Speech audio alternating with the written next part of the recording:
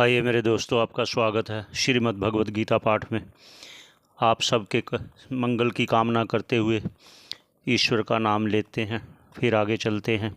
ओम शंकरम शंकराचार्यम केशवम बादरायणम सूत्र भाष्यकृतो वंदे भगवन्तौ पुनः पुनः।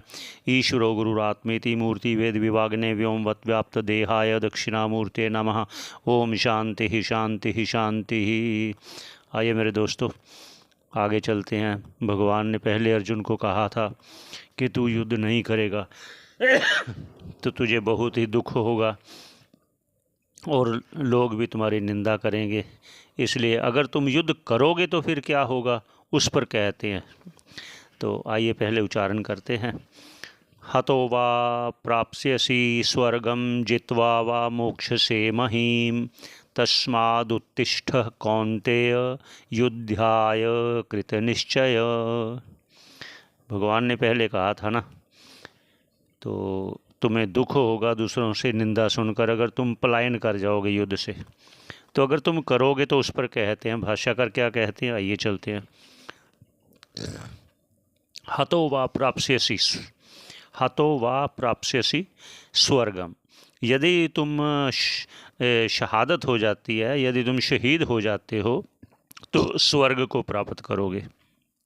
जित्वा वा मोक्ष से महीम, तो अगर तुम जीत जाते हो तो युद्ध से, तो आप अपने राज्य का भोग करोगे, सुख का अनुभव करोगे, ऐसी बात कहते हैं।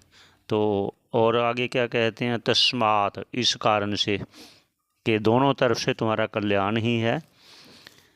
तस्मात, इस कारण से, उत्तिष्ठ, खड़े हो। जो बैठ गया था ना निराश होकर मैं युद्ध नहीं करूँगा, तो उस बैठे हुए अर्जुन को कह रहे खड़े हो जाओ अर्जुन। कौन्तेय, हे कौन्तेय, दोबारा पुनः कौन्तेय कहा।